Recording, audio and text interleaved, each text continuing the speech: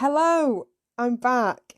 This is the first episode that I've recorded since my operation, and I'm so excited to be doing them again. So I'm 4 weeks post-op now. I'm doing great. It's just so good to be doing something other than watching Netflix and counting down the hours until my next pain medications are due. Honestly, I do not cope well with doing nothing. I've got a busy mind, and I just like to give it regular exercise, or it just goes a bit mad. Um, so what do they say? Is it an empty mind is the devil's playground? I heard that somewhere, and I think it's so true. You've got nothing to do, your mind always wanders, doesn't it? So I'm back. I'm recording the podcast again. Aiming for weekly, like I did before. Hopefully, I'll be able to do that depending on how I'm feeling. I'm napping quite a lot. I'm napping a lot in the afternoon, like a little old lady. But I've heard that's quite normal after a big operation. So we'll go with it. We'll see how we get on, but I'm aiming for weekly. So yeah, hopefully we'll have something new for you every single week now.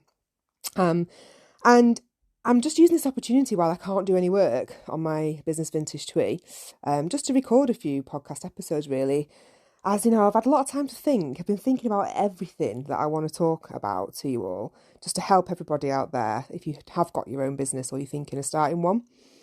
And even if you haven't, and you just like listening to another female who likes to talk about life and all the challenges that it brings, or maybe you're just needing some inspirational content, something easy listening, to give you some motivation, a bit of get up and go. Most of the things I talk about probably can be related to by like 99.9% of women in this world, I'm sure. So you might find it really helpful, regardless of whether or not you've got a business. It's full of some lot of musings and things that I have encountered and life experiences. And yeah, hopefully it will just leave you feeling inspired and ready to face the day ahead. I was so surprised and happy to read an email the other day to let me know that my podcast is doing really well, actually. It's number 25 on the entrepreneur charts in Finland, which is amazing. And I felt like I was on the Eurovision or something for a brief moment when I read that. But how cool is that? I've got a long way to go in the UK. I think I'm still something like 148. It's not bad, it's not bad for a newbie. But thank you to everyone that's listening, honestly. I really appreciate it. And I hope that you're enjoying everything that I'm talking about. So what are we talking about today?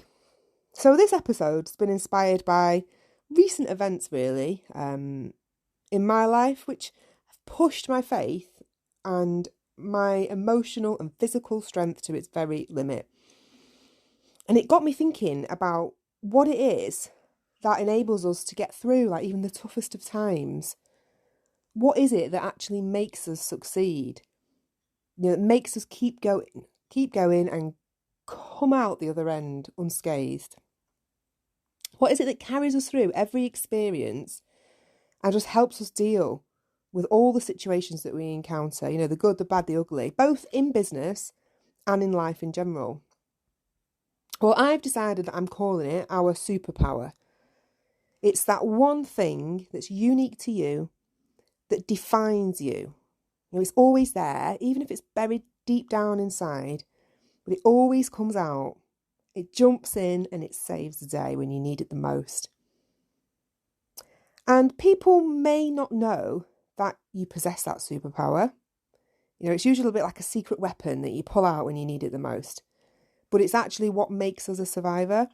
It helps us, it always has your back. And most of the time, you'll probably find that it comes naturally to you because it's innate. It's something inside of you. It's in our genes, in our blood. It's our blueprint. And it makes us who we are. But what if we could use our superpower and we could harness it to help us achieve our goals quicker? Live our dreams in this lifetime rather than just waiting for them to happen. Because we've got it there inside of us. We just need to action it. So I thought it'd be a really interesting topic to talk about today. And that's exactly what we're going to do. And it's not some wishy-washy, made-up crap. It's actual, real ways of taking what you've already got inside of you and using it to propel you forward and to be successful at whatever it is that you want to achieve. So whether it is to start a business, to move it forward, to grow it, to, I don't know, it could be smaller goals like to get a bigger following, anything. What is it that you want to achieve? So we're going to look at how you can harness your particular strength, so your superpower, whatever it may be, to hit your goals, no matter how big or small. Now, my only goal at the moment is to be able to pour myself a glass of water and pull up my support knickers by myself. So, I'm probably not the best example right now, but it's a goal. I'm sure you've got bigger goals than that at the moment.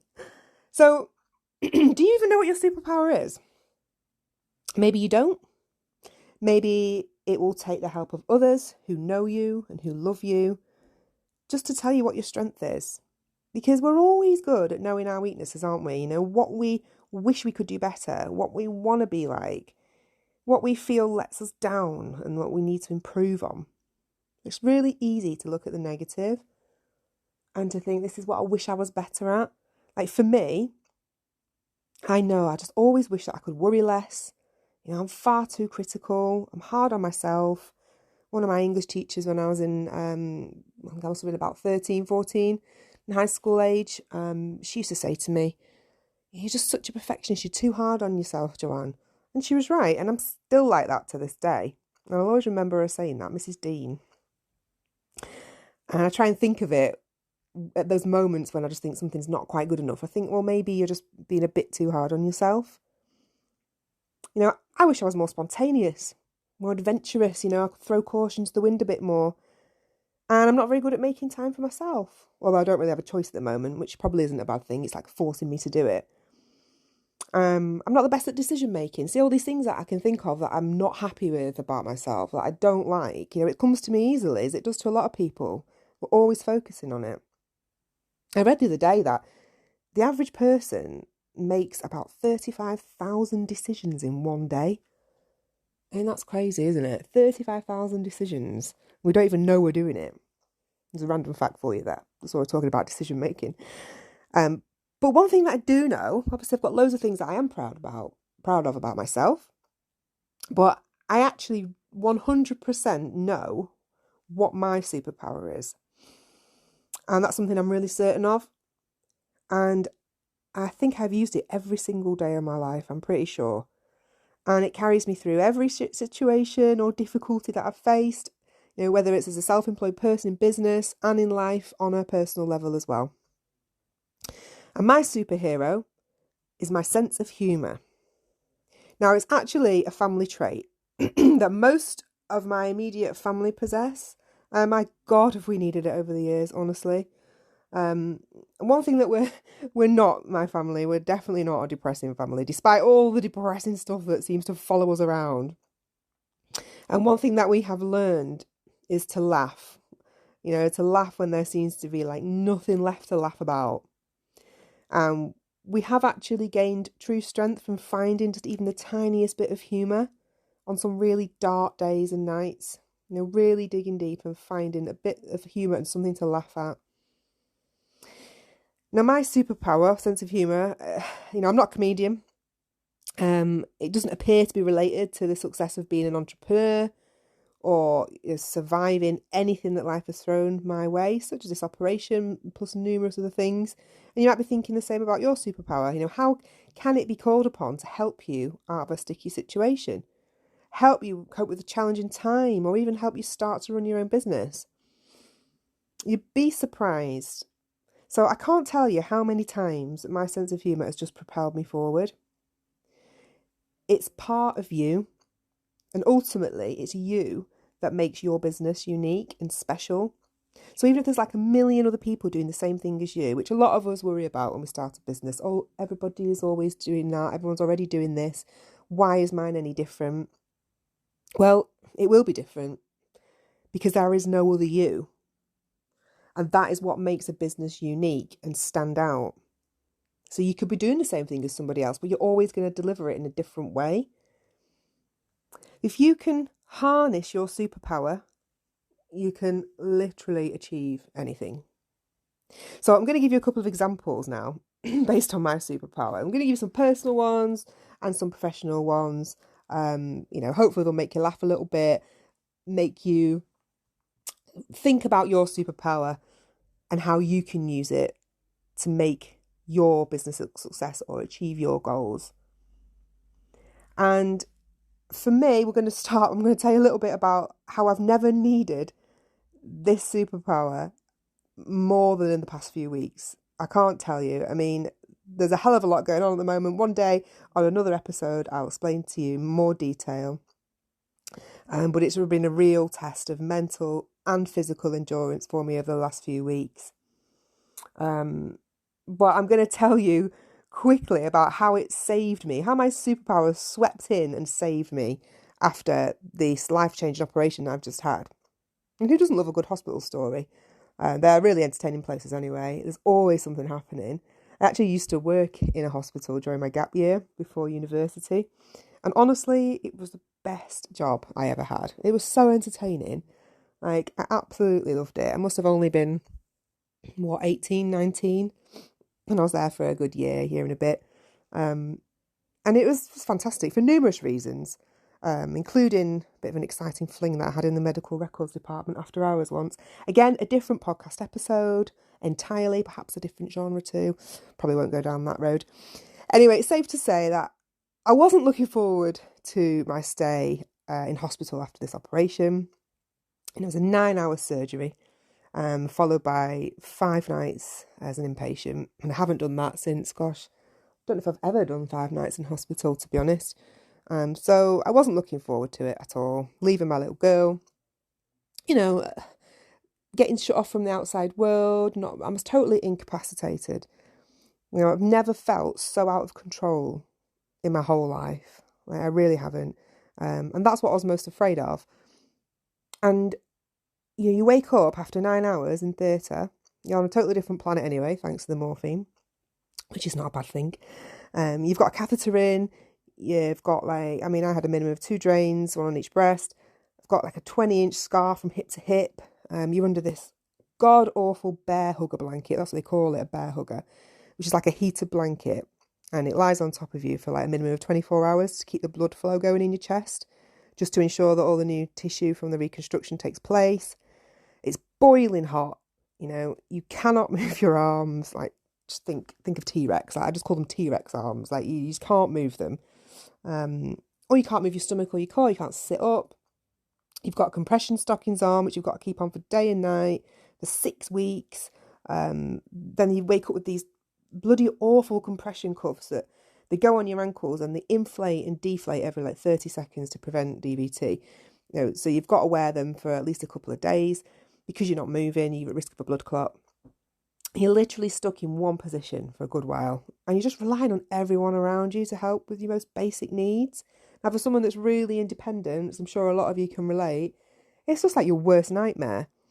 It really is. It's absolutely awful.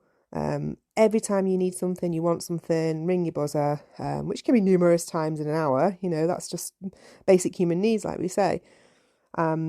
But on top of that, you get this thing called a flap check every 30 minutes for the first 24 hours, which is basically where a load of people come in, a load of doctors, nurses, they have a look at the surgery, have a look at what they've done, make sure that the tissue's taken. They put a Doppler on it, like when you're pregnant. I had about 8 people at one point coming into my cubicle, and all of them were just pressing and prodding me, talking about these bloody flaps for at least 15 minutes. That's what they call them when you have breast surgery. It's awful. It was humiliating. It was distressing. It was undignified.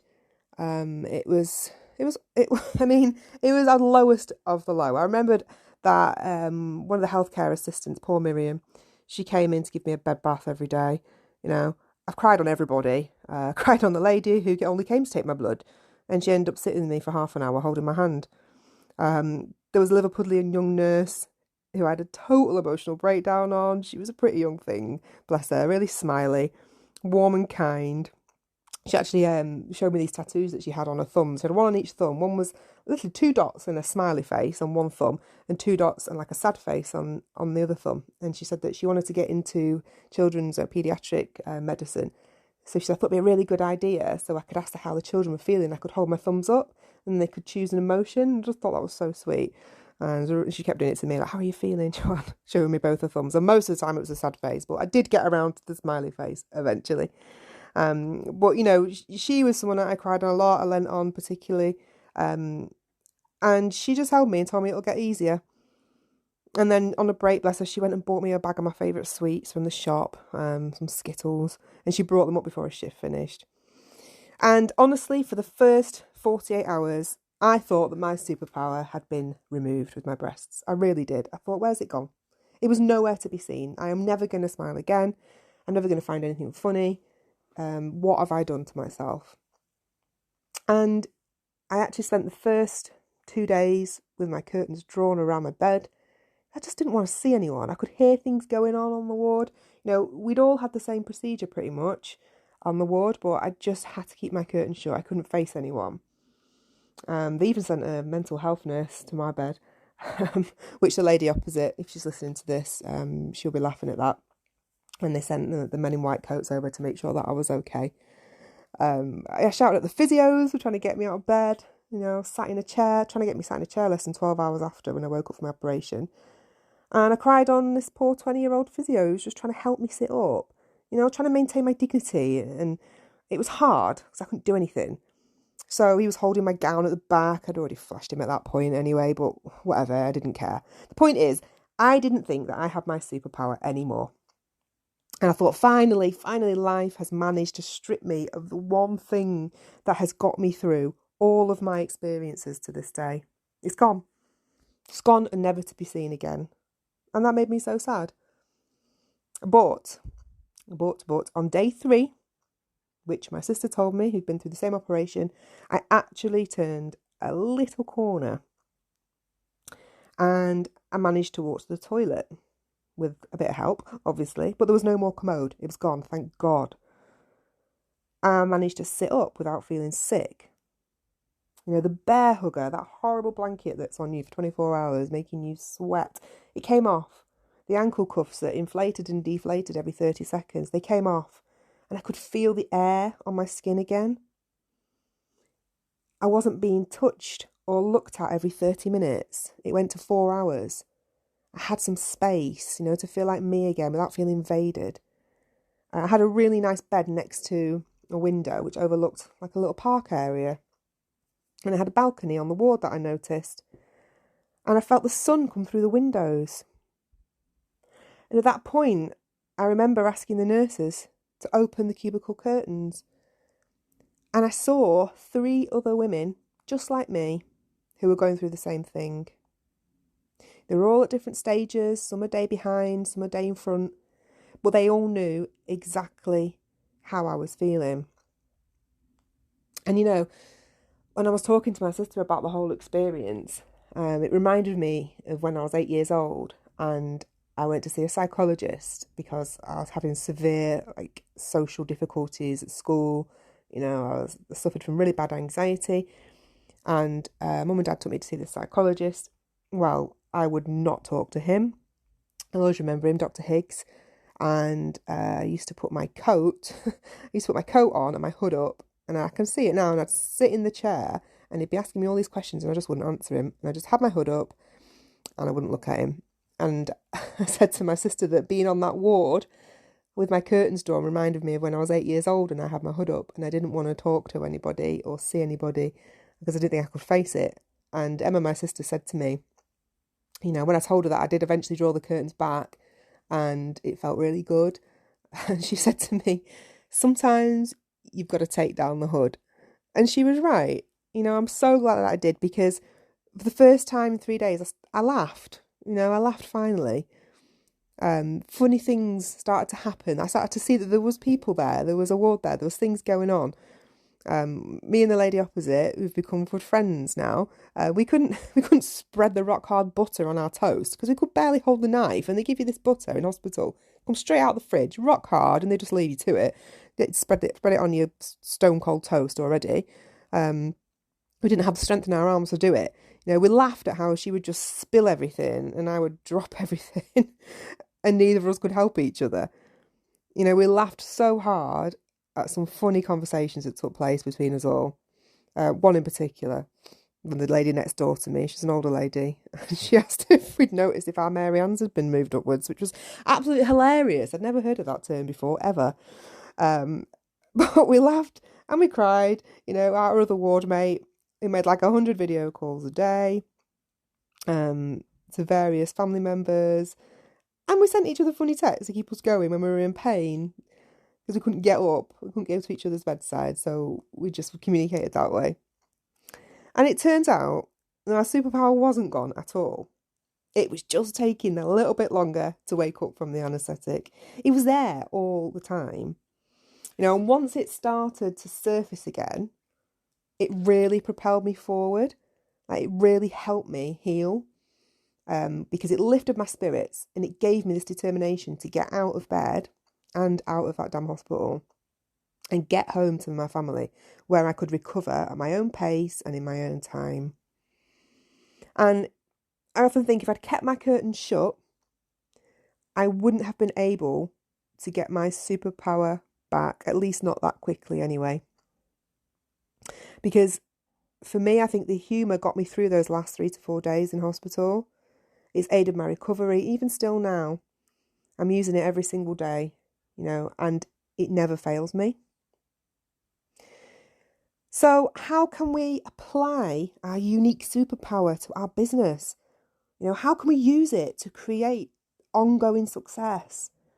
So let's look at it like this. First of all, you have to know what yours is.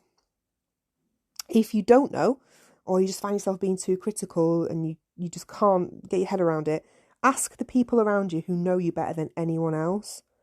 Ask your partner, ask your best friend, ask your siblings, your parents, whoever. Find out what it is that they say that you possess above anything else that makes you special. What is it that they come to you for? What do you have that they want? Maybe you exude positivity, maybe you're a person that never quits, or you're the most determined person that they know. Maybe your superpower is you're able to put others at ease. Maybe you've got like a massive degree of empathy or a level of compassion that goes above and beyond. You have something inside of you that is unique to you and that people love and will want. And once you know what your superpower is, you really need to think about how you can use it to make your business stand out. How can you use it to get people talking about you, to get people saying she's different, this business is different, I want to buy from her, I want to follow her, I want to see what she's up to next, because she's interesting and she gets me and she's got everything that they're looking for. Your ultimate aim is to enhance your customer's experience and elevate it to another level. You want to make your business as unique as you, because that is what people are buying into at the end of the day. And when you're spending hard-earned money, which, people haven't got a lot of at the moment, a lot of us, they want to know you and they want to know what to expect when they make a purchase off you, when they part with their money. So using my superpower as an example, obviously, like I said, I'm not a comedian, so you might be thinking, well, how the hell does she use her humour to make her business a success? Well, actually, there's loads of ways when you run your own business that you realise that you do have to have a sense of humour, for sure. It's not for the faint-hearted, and you need nerves of steel at times, like I've said numerous times, you do. But I draw on my humour to get me through dealing with difficult customers, makes me more resilient when problems occur, because a lot of people will shy away from the thought of perhaps starting up a business because, it's not easy and you are the person that has to deal with everything. There's no one to pass the buck to. There's no one to escalate any problems to. It basically starts and finishes with you. You have to do it all. So I've had to draw on my sense of humour many a times to get me through dealing with difficult customers, any problems that arise. I don't tell them a joke, like I say, I'm not a comedian, but I will deal with things promptly and professionally, and then I'll try and laugh about it afterwards. Not always easy, especially if you have a really difficult situation, but I do my best. And I also find that customers come back to me because they like how light-hearted our communications are. I like an emoji on an email as much as the next person. I am not from a corporate background. I'm not. I've tried it, hated it. I'm not saying, I'm professional in my emails, of course I am, but I'm not afraid of putting a smiley face. I am guilty of putting a couple of kisses at the end of a message to people I don't even know sometimes. Um, I try and watch that, obviously, but I'm very friendly and people like that. And, you know, at the end of the day, I play to my strengths because it's me, and it works and it keeps it authentic, it keeps it genuine and transparent. You know, I feel that it forms the core values of my business, like your business, like anything. Your kids, your house, your car, your business is an extension of you. So you need to bring your strengths to your business and let them propel you forward. So maybe you run, for example, a gifting business and your superpower is like an insane amount of empathy and understanding. Maybe you're that person that your friends and family come to talk things through. You know, maybe you're the first person they pick up the phone to because they know you understand. They love talking to you. So you possess this quality, this magnetic quality that people are drawn to because you've got this empathy and you've got this understanding and ability to communicate well with people. You can actually harness this, use it, draw on it to enhance your customer's experience. Now, how do you do that? Right, I'm saying all this, but how do you do it? So if it was me, if my superpower was, you know, the empathy, the understanding, and I was running a gifting business where people are going to be buying products because they either want to cheer somebody up, you know, it's a birthday, it's a special occasion, they want to let someone know they're thinking of them. I would think, right, how can I use my superpower to make that experience even better? Well, for example, I would probably pop in a handwritten note with their order. You know, I might say something like, thank you so much for your ordering from me. I really hope the recipient or whoever, if you know their name, even better, I really hope that so-and-so enjoys receiving this gift. It's been made with love. Something really personal. You could throw in an extra freebie just to say, you know, I'm thinking of you, like a special touch that's going to really brighten someone's day, especially if they're purchasing a gift that's, you know, for someone that's having a hard time. So that's one way that you could do it. You could offer a simple thank you email. It doesn't even have to cost anything to you. Just a simple thank you email, a personal one, you know, not just one that's been automated by your website that says thank you for ordering, but actually get that person's email address from their order and send them a personal email from your business account that says, like after their purchase, you know, tell them how much it is meant to you to get their order. Thank you for purchasing from me. You know, it's made a massive difference supporting a small business. You know, tell them because it works. Trust me, it works. Be you. And they will come back again and again, and even better, they will 100% tell other people about you because it's how word of mouth works. So I've received a beautiful gift in the post last weekend from one of the ladies that's in my group, my Facebook group, and I must have told about 10 people about it. You know, I've sent them the links, I've shown them it, I've sent pictures. It's word of mouth because I was so impressed. And she knows who she is if she's listening to this. Thank you. I loved it.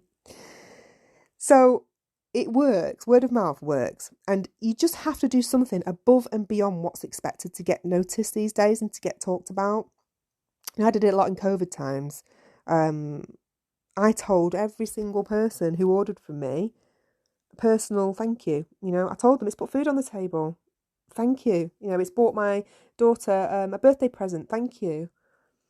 And they loved it. And they responded to me and said, that is so nice. Like, you've really made my day and made a difference. And then they've come back and bought again. And I've still retained these customers to this day from COVID and beyond. Or maybe your superpower is your determination. That's definitely my daughter's, that's for sure. Most determined 4-year-old I've ever met. You know, maybe you're like a dog with a bone. You just keep going until you succeed. Like, use it. Like, harness it to get where you want to be. So if it is determination, keep going until you get your business in front of the right audience. You know, keep pestering that editor of that magazine that you've always wanted to be in so you can get some press coverage for free. Get yourself out there in front of people. Just use that determination to let everybody know who you are. Use that determination to catch the eye of an influencer on social media Keep going until you get your product stocked wholesale in a shop of your dreams. Whatever it is that you need to do to succeed, it's already inside of you. And I think that's one thing when you start your own business. Everybody, even when you're running it after a bit, yes, you need money. Of course you do. You need capital to buy things. It's important that you've got a little bit of money behind you, but ultimately it all comes from you. You hear these stories all the time about people, millionaires, that start businesses from nothing. They've got nothing in their bank account. Well, they've not done it because, they've been lucky. There's a certain element of luck involved, of course, but they've done it because of the person that they are. And they've kept going and they've not given up. And most of us already have more than one superpower. So just think what you can achieve if you harness them all together and make them all work as one to get to where you want to be. So once you know your superpower, once you've identified it and you've thought about the ways in which that you can use it to make your business stand out, the next thing you need to do is take action. You need to execute it. Don't just think about how you can use it, do it. Do everything that I've mentioned, it's all about action. So for me, I will make a list. I'm such a list person. I've got lists for everything. Notepads for everything. You want to make a list of what you can do to enhance your business and make it stand out based on what you're good at. And I don't mean physical skills here. I'm good at sewing, I want to sell this. Or, I'm good at knitting, I want to knit this. I'm not talking about that. I'm sure you are very good, whatever it is that you do, otherwise you wouldn't be doing a business in it. But I'm talking about the actual skills and the strengths, the personal strengths, your unique qualities, your superpower that you can bring to the table and make your business as special as you are. Write them down on paper. For me, I've got my superpower, I've got my humour, I've got the fact that I'm so organised, I've got the fact that I love to talk to people, I'm friendly, those things. How can I take all that and embody it into my business? Maybe you're amazing with people and you can make them feel instantly comfortable and at ease. And that's a great superpower to have if you do. And especially if you do face-to-face markets and craft fairs, you're going to be a natural encouraging people to come over and to look at your stuff, engage in conversation, showing and telling them about you and your work. And, when I did craft and wedding fairs, I was always smiling, I was always laughing, it was very jovial. And it's like a magnet. People just used to come over because a smile or a laugh, it goes a long way, especially when you're dealing with strangers. And not like a weird way, we won't be freaking them out because you don't want them to come over and see you, but you know what I mean. I've been watching a lot of TV since I've been home from hospital, actually. My daughter's just started getting into Annie, the original Annie, which is a film that I loved watching with my mum, because I used to look like Annie when I was around 8 years old, had the same hair and everything. And I think my mum just used to love watching it with me for that reason. But just reminded me of that bit when Annie sings, you're never fully dressed without a smile. And it's very true.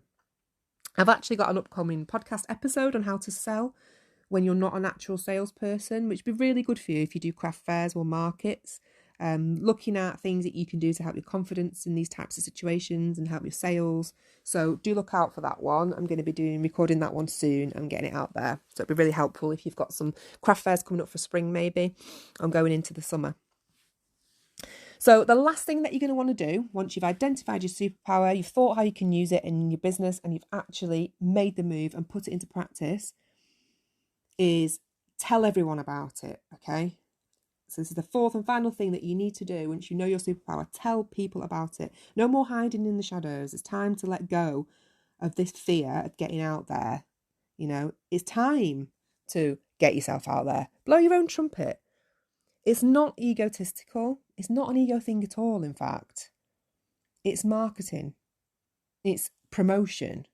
And in its very basic form, it's actually survival.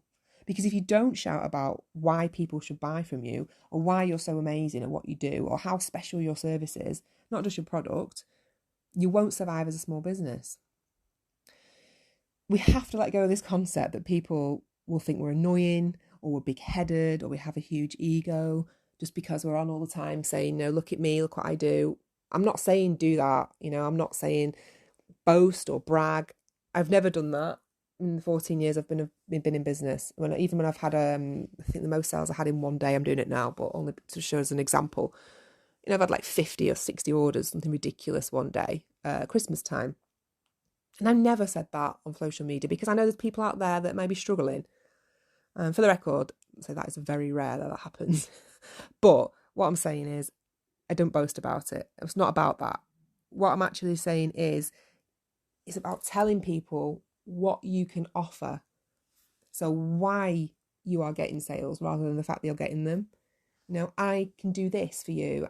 I do these personalised letters from Santa, for example. So within those letters, you will get a beautiful gift wrap. It's perfect for you to leave out on the mantelpiece for your child to discover Christmas morning. It means the world to me when you purchase these.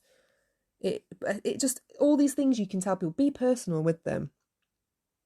Because people want to know that you exist, right? Because if you don't tell them, they're not even going to know that your business is there. Unless you have a presence and you make yourself known daily or at least weekly, your business won't survive. So you have to tell them what they're going to get if they buy from you. Are they going to get care, compassion? If you're a consultant, are they going to get a free chat? Are they going to get a handwritten note? Are they going to get samples? Are they going to get like a heartfelt thanks, easy communication, fast delivery, a loving touch? I used to order from this company where I got my card from. And every single time I ordered, they used to put me in a little mini bag of Haribo and a sample pack of like random gems and embellishments and bits and bobs that they probably had lying around their studio. And I loved it. I loved getting their packages because A, I thought someone's really appreciated the fact that I've bought this item from them, the small business. And B, I've got some freebies, I've got some samples here. And then most of the time I went on and ordered some of the stuff that they put in. It's a lovely touch. Another place I've ordered from emailed me a few days after just to make sure that I'd received it and I was happy with it. It was a nice touch. I always had a little handwritten thank you name, whatever they're called. So I might say, oh, thank you, Sarah, whoever, whatever name's on the customer invoice, because I normally know the names of who the item is for. And I'll put a note and I'll say thank you to that person. And I'll say, oh, I hope you enjoy it, or whoever's receiving this is going to enjoy it. There's so much that you can do to enhance your customer experience just by harnessing what you're good at. What already exists inside of you and using it to make your business truly stand out. So now maybe after listening to me talk about superpowers for the last 40 minutes nearly, you're hopefully feeling supercharged and motivated and ready to change, not the world, but your world, and maybe a few other people's worlds as well. My take-home message from this podcast episode is to be proud of what you're good at and what comes naturally to you. We are all given a gift, and I truly believe that. And sometimes we just need to go back to basics and just look at what we already have, not what we don't have, to make our business a success. Because for me, I feel like there's all too much focus on what we need to buy to be successful. If you want to start a business, you need to buy equipment, you need the perfect workspace. You see all these bloody offices on Instagram, don't you, or wherever, these perfect workspaces that are all white, that have got colour coordinated shelves and all sorts. Everything's in perfect order. Mine is only like that if I'm taking a picture of it, or someone's coming round who I want to impress, which hasn't happened in a long time. Other than that, everything's all over the place. There's papers everywhere on the floor, there's cuttings, there's scissors in the wrong place, there's not a pen in sight, which I find really hard for a designer. I don't know why there's no pens in my office. There's things hanging off the shelves, there's ribbon falling out of boxes because it's a working studio.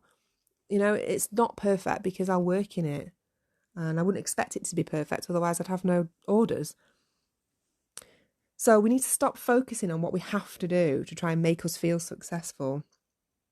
We don't need the most expensive software. We don't need the best work chair. We don't need the poshest guillotine or whatever. What we need is inside of us. We need to let that out. What we need more is what's going to keep our businesses alive and growing, and it doesn't cost a penny because you've had it since the day you were born. It's never failed me. And I swear that without my superpower, I wouldn't have got this far. And especially more so in recent times when the economy, it's not on our side, is it? It's a real struggle. Hopefully things will improve soon. I know this year has been really hard, and last year for a lot of small businesses, and mine included. But it does really make you dig deep. It makes you really fight for something that you want. And, you'll start to see signs of it working. You might get great feedback. You might get comments. You might get some sales, new customers. It's how you build a business. And it's not going to be overnight. It takes a bit of time, so you're going to need some patience. But if you stick at it and you be consistent and you keep showing up to let the people know what they can expect if they spend their precious money with you, you're going to see results, I promise you. Now, I hope you've enjoyed listening to this episode. I'm going to go and take my next dose of pain meds and watch probably more Netflix now.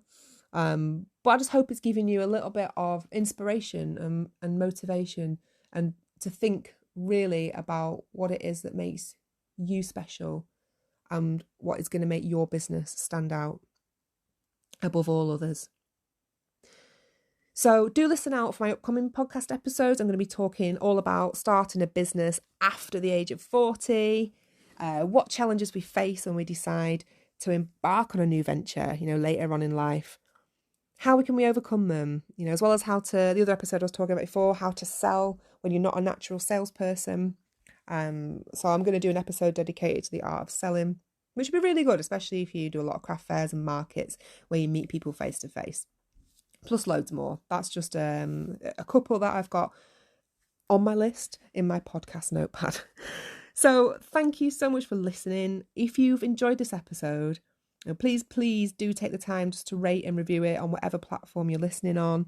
Obviously, thank you, Finland, if you're listening. I am number 25, as I mentioned on your charts. That's amazing. We need to get it up in Britain. So I'm on 148 at the minute in the charts. Let's see if we can get a little higher. So if you can rate and review it, that would be amazing. You can also sign up for my newsletter, which is going to be starting again soon in the summer. It's a bit delayed due to everything that's been going on, but I will be starting that up again soon. You can visit my website, herhandmadehustle.co.uk, if you'd like some one-to-one business help and advice. I'm here. It's what I do. It's my new venture. So if anybody wants to talk to me one-to-one, drop me an email. I'll see how I can help you. But thank you for listening. I really hope you've enjoyed it, and I will join you next time for my next episode. Take care. Bye.